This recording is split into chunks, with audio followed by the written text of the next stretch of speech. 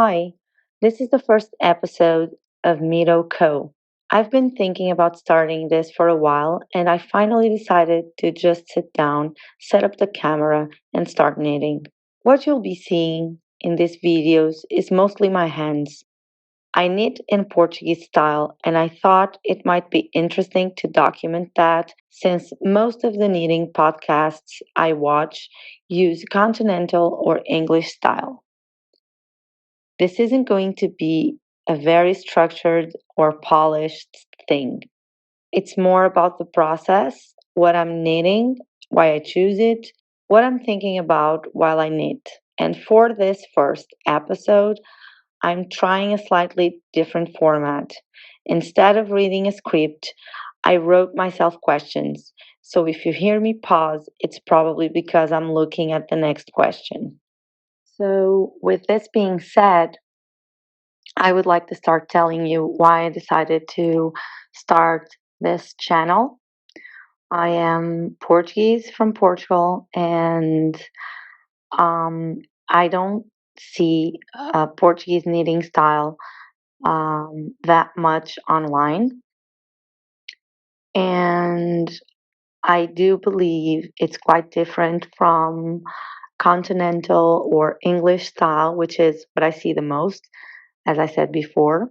So I think it adds value to show you my hands knitting in this style. So for the entire video, I'll have an image, a recording actually, of my hands knitting Portuguese style. The thing that I feel that is most different in this style, at least for me, I can't speak for everyone else, but I often see knitters kind of complaining about having to purl, and that is actually very comfortable for me, even more than knitting. Um, a lot of times, I even choose to change knitting knitting stitches with purl stitches. For instance, if I have to um, do a even for the pattern that I'm doing in the video, which is the little thing by Melina Brell, if I'm not mistaken, and I apologize if I'm not saying the name correctly. Um, this is basically all knits. So often I would choose to purl instead of knit because the end result is actually the same. And I'm just forcing myself for uh, the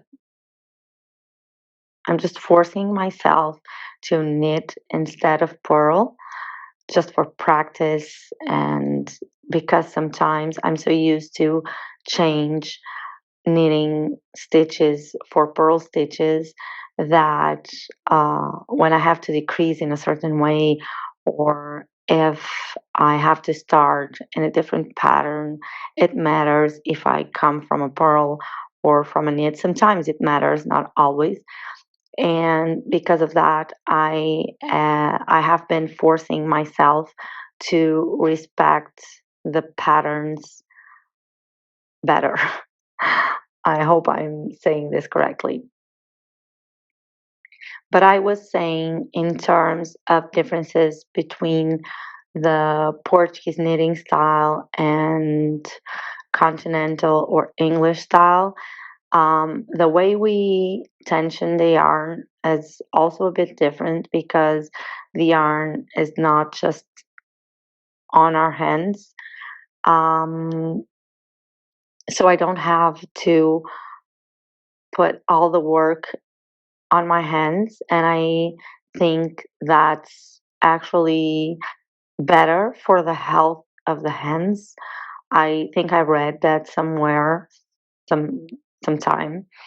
I can't say for sure where, but I think this is true because I asked ChatGPT and he says it's true, so I think it's true.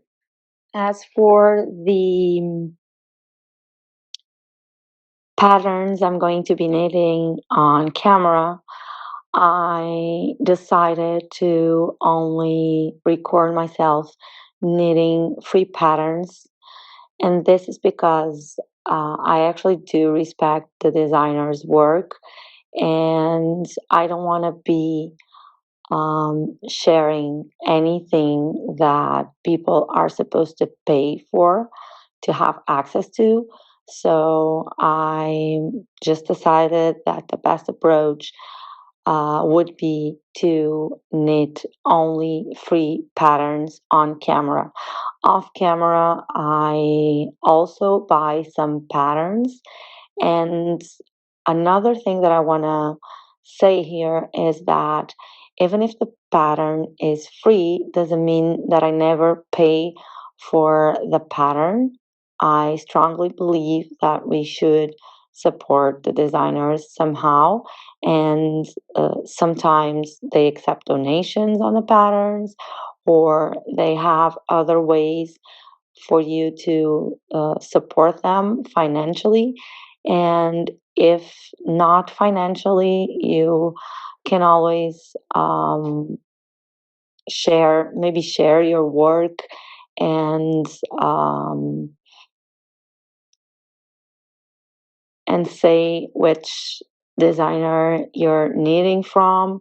I think that also helps them to be known and maybe have other people knitting their work. And sometimes, a lot of times, actually, designers have um, free patterns and paid patterns, so people can actually buy some and need some free. So that's another way of helping them.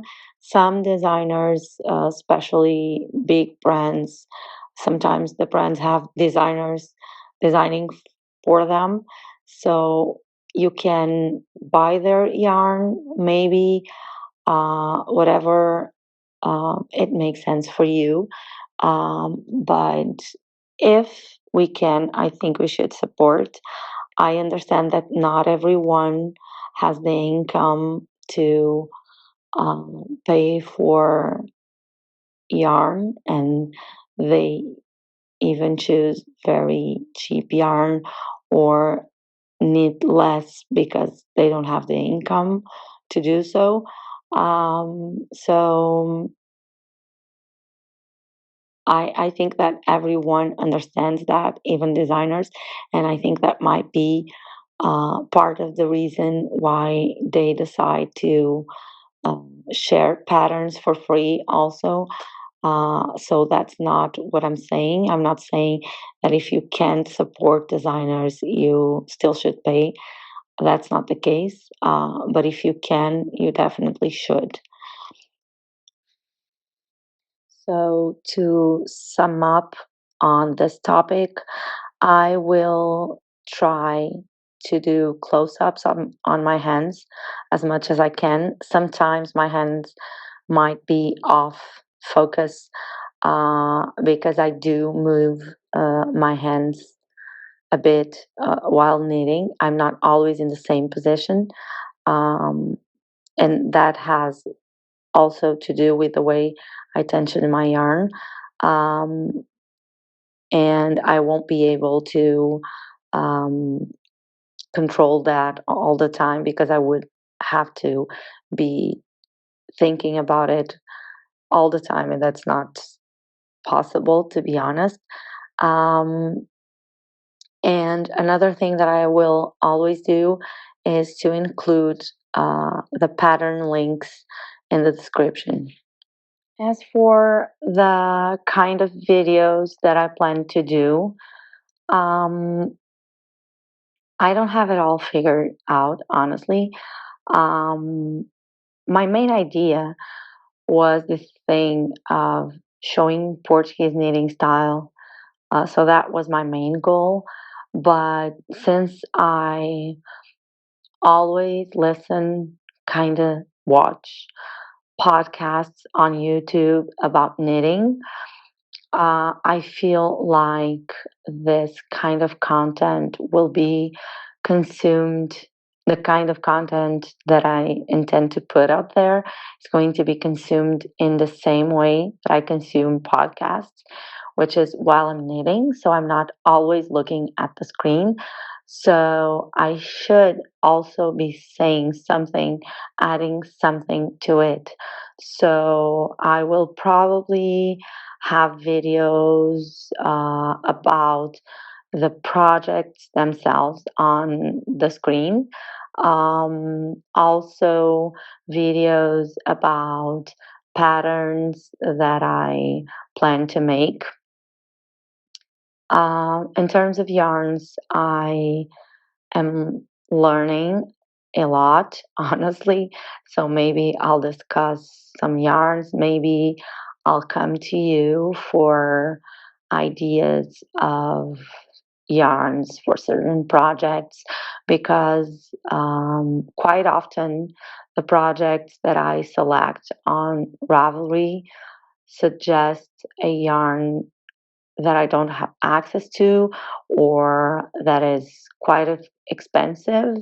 And honestly, it's not even about paying for the yarn sometimes, but it's about paying that price and not being sure if I'm going to like it or to like the end project that much. Maybe I get more confident while um, as I have more finished objects, maybe that gives me more confidence to invest on yarns. But for now, I'm always trying to kind of um, buy more affordable yarn without compromising the quality. I really avoid synthetics, and that's a personal choice. It's not to be judgmental or anything. I even understand that some sort of synthetics um, sometimes make the project more durable or more easy to clean, which is also a factor. I have young kids, so I do understand that in the first years they put stains everywhere, and that's actually a reason for me have not started knitting garments for myself sooner because I was just thinking it's going to be ruined, so or not used. I just postponed that decision, and now I'm at the place where I want to build my wardrobe. So, well, that's it. But afraid of I'm still afraid of investing on yarn. And another thing that I think it might be helpful is to share the podcasts that I listen to and maybe even give you some feedback about what I like on those episodes and what doesn't fill the cup that much for me. Um, because I actually watch a lot of podcasts while I'm knitting. Knitting takes a long time, so I'm always watching something. So I think it might be interesting to share that. Um, I am not sure if I'm going to have that many finished projects to show because I don't consider myself a fast knitter. But time will tell, and maybe you'll be the judge of that. Um, and it's okay not to be a fast knitter. This is also not about productivity, it's about um, sharing Portuguese knitting. So I think it's fine. Now I want to talk a bit about what I'm knitting today.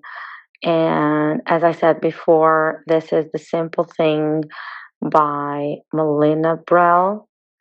And this pattern has been considered a free dupe for the Sophie scarf. And I do understand why. I never needed the Sophie scarf, and I do not have the pattern. But the finished project of The Simple Thing, I think it can serve well the purpose of. Of course, it's the same purpose because it's a scarf. Uh, but not only being a scarf, I think it's pretty close to the visual of pretty close. Actually, for me, it's the same visual as the Sophie scarf. Um, and I have nothing against the Sophie scarf. As I said, I don't have the pattern. The reason why I, the reason why I'm knitting The Simple Thing, it's because it's free and I want to have it on camera. And since it works so well, I don't see the need of buying from PetiteKnit. Um, but I think you should go with whatever makes sense for you, of course. Knitting this pattern, it was a bit tricky the first time I started. This is the second time I'm knitting it. I'm gonna talk about it uh, next. But it was tricky because the I cord around the edge kind of um, looks like it's a continuous thing on both sides. So when you start, it's kind of curved at the beginning. Well, I'm not explaining this well, but the thing is, in the finished product, you will see just like a line around the entire piece with the I cord, which is really beautiful because it seems like there's no amends in the beginning and the ends. I don't know how to put it in another way. I just think it gives it a great look. I did a I changed something in the pattern, but it's actually something that the designer also tells you about as an option, which is the rhythm of the increases. So the pattern has increases every 4 rows. And I started like that when I knitted the first time, but I soon realized that the scarf was getting too the scarf was getting too wide for my taste. So I frogged everything and restarted increasing every 8 rows instead of 4. And that way I end up with a piece that is thinner than the original, and it has about 10 or 12 centimeters wide and the larger part, which is the center. And that's exactly what I was aiming for, so I'm very happy with it. Um, these piece is to be styled as you see the Sophie scarf. Of course, you can do it the way you feel like it, but for me, that way really works, and I feel like it's a great piece to complement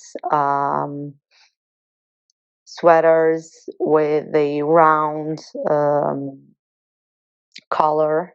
I don't know if this is the word, but like a low neck collar that is round, not a V neck. I don't really like to see it with a V neck, but I really like to see it with um,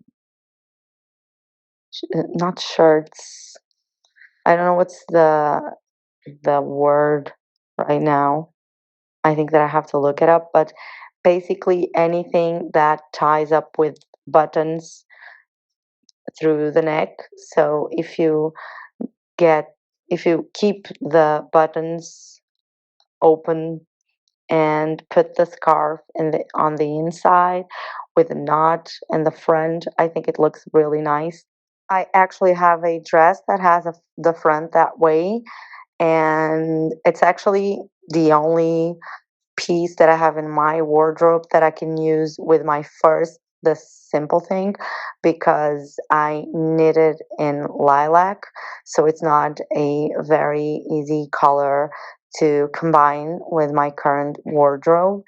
And I honestly also think with my future wardrobe, but I really like the color, so I decided to do it. And that's actually and probably the main reason why I'm doing a second one, because I'm doing it in a much more neutral color, as you can see on the screen. It's a grayish white yarn. I will put the right color and yarn on the screen. So, and I think this is everything that I can tell you about the simple thing that I'm knitting. But if there's anything that I didn't talk about and that you wanted to know, please let me know in the comments and I'll tell you. Although I don't think there's much to say anymore. Before knitting this second piece of the simple thing, I made the Fairy Maiden socks, and that's the reason why I wanted such a simple project to do next. Not that the socks were hard or anything, but they have cables and it's always a bit more work and more need of concentration. So I wanted something simpler.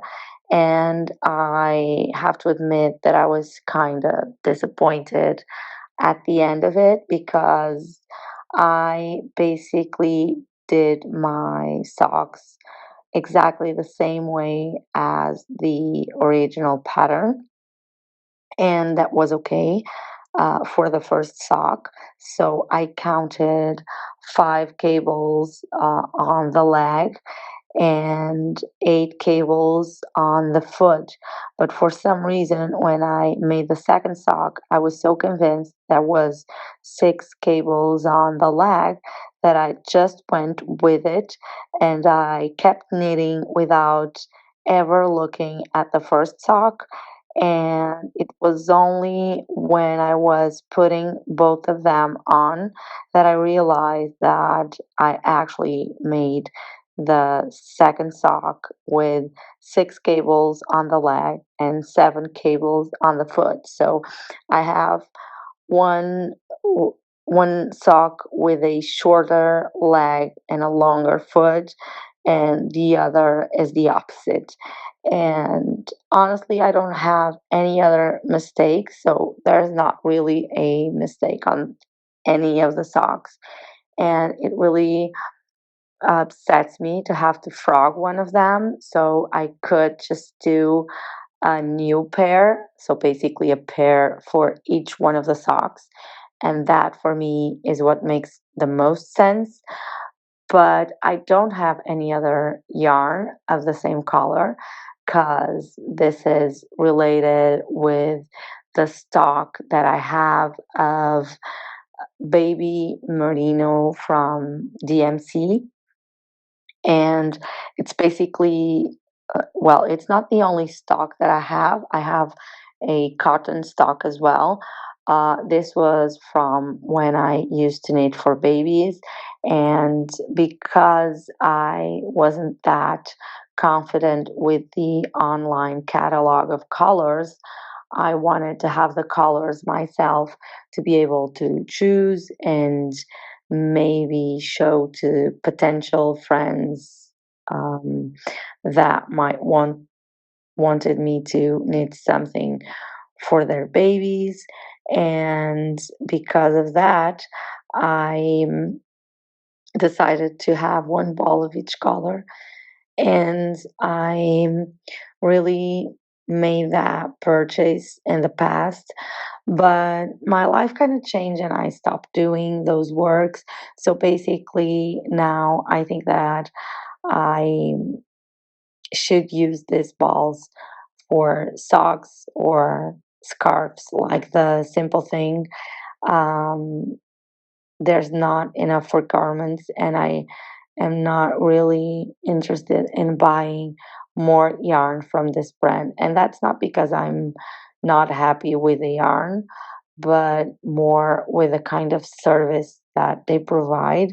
When I put orders that come all right, there's nothing to say, of course, but if there's something going on, like a lost package, and that happened to me twice, they are not very proactive. And even when I go to their customer service, I don't feel very welcome, and also I don't feel like they try to fix my problem first. It's more like they're trying to um, locate things, like I'm trying to deceive them somehow. I don't feel very well treated. So I guess there's a lot of other brands that I can try, and yeah, that's the reason why I'm not um, buying from them anymore. And I'm really sorry if this is just my experience and they're actually great. But the times that I had something to discuss with them, this is how I felt. And um, I actually am not talking just from one experience, it's just two. And there was no positive. I only had two situations, and none of them were handled in a way that I liked. So I feel okay to make this conclusion. But again, this is just me, doesn't have to be the experience of other people, and maybe even other countries have a better experience in terms of the yarn that I used. I have nothing to say, but I don't think that I've washed their yarns that many times, because I mostly knitted to gift, so I wasn't the one handling the yarn after. And the second option that I have is to frog one of the socks and remake it, but I'm really not that interested in doing it because I know that I'm gonna have to make amends on the yarn. And I just recently learned the split, I think that's what it's called. And actually, I like the technique very much, and that might fix the issue of having the ends to manage at the end of the work. But I really don't feel like doing that for a sock that I'm just trying to use uh, yarn from stash. So I don't think that I'm going to do anything with the socks. When I'm wearing them, I don't really feel the difference between them. So for now, I will leave them as they are. And if I feel like it in the future, I will frog it. Or maybe I will come across this color at a local store, and then I just decide to buy another ball and do the extra socks. In that case, I would have two equal pairs of socks, and I could even gift one of them. So for now, I'm not going to do anything, but who knows, maybe in the future you'll see me knitting these socks on camera.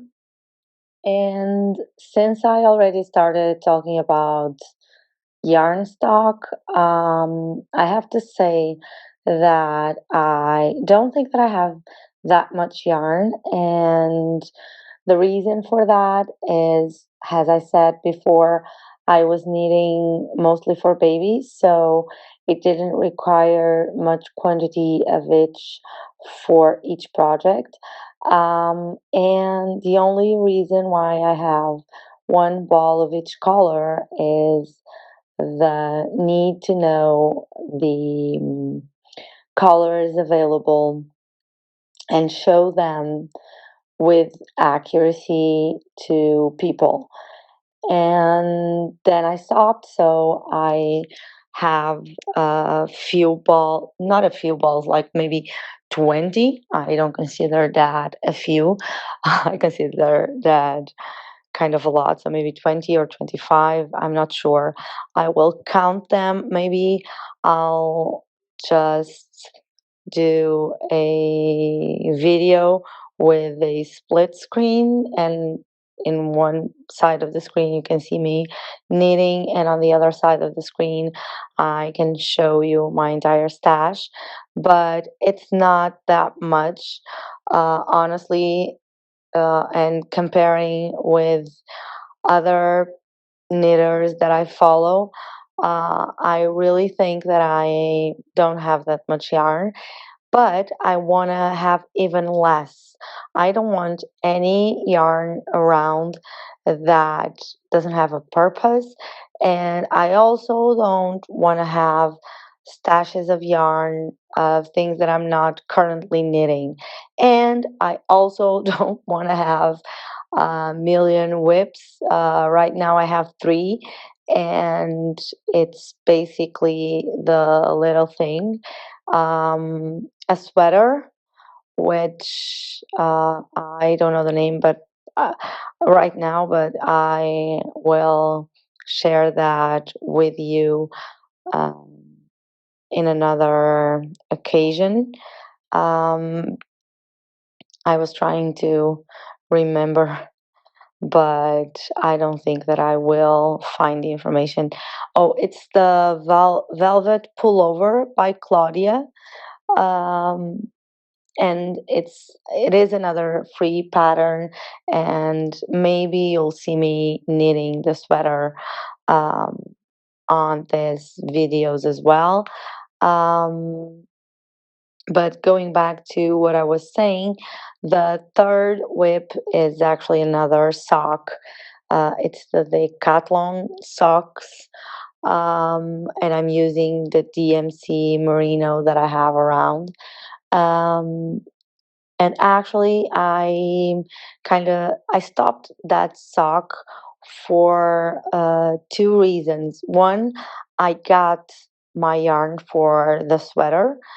I actually bought yarn for three sweaters, not sweaters, one top and two sweaters. I already finished the top. I'm making one of the sweaters, and I have yarn for the other sweater.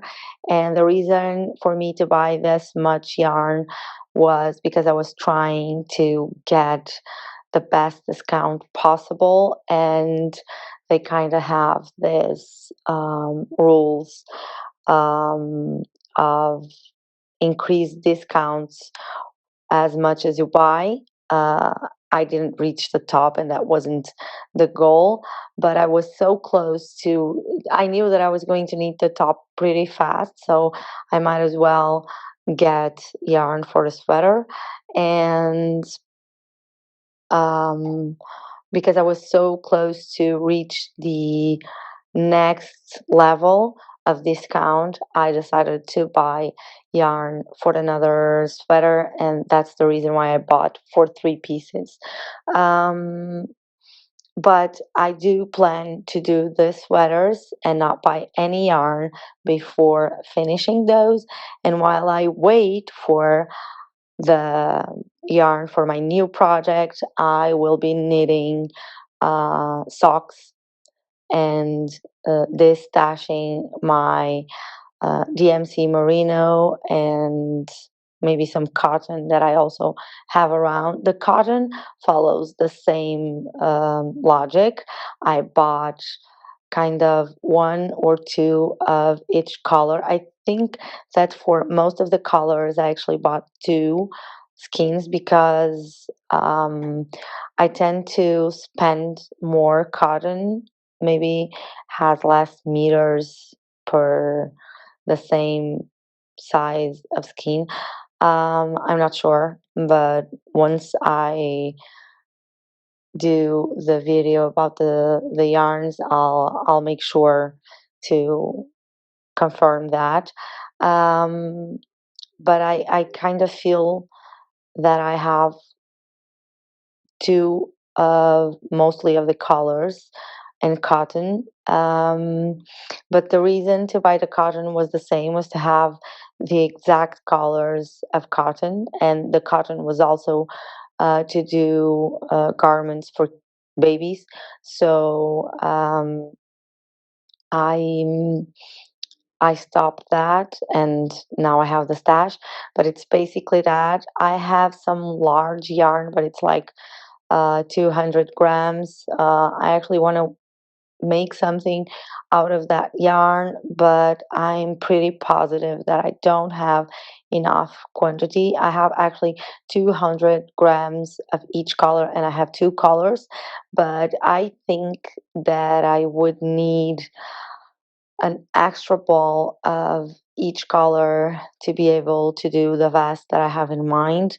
And this is such an old yarn that I am afraid I'm not gonna find the exact same color, although it's a big brand. I'm afraid of the dyes, and um, I don't know what I'm going to do with that. Also, I have some people around me that wants to learn how to knit, so maybe I will use those balls to teach them. I'm not sure. I also thought of using the DMC Merino to do some color work on sweaters, but I am kind of a square when it comes to mixing different brands of yarn. I know this is stupid, but uh, it's how my brain works. And I'm not saying that I will always be like this, but for now, I would much prefer to only use one brand per project. So I don't think that I'm going to do that. I would also like to talk to you about the podcasts that I watch and how I started doing that. But I think this is getting too long already, and I'm gonna leave that for another day. I will probably actually make an episode just about all the podcasts that I've been watching until now and the ones that I intend to keep, and maybe some that I want to initiate. This way, you can try it yourself and decide if you want to see these creators or not. Um, so I just hope to be adding something to the community. The main goal is to put Portuguese knitting style out there, as you already know. I don't really have any big plans for this channel. I hope you like it. I hope it makes you company. And that's it. I think that I shared enough for a first episode. I hope to see you next time here, and happy knitting.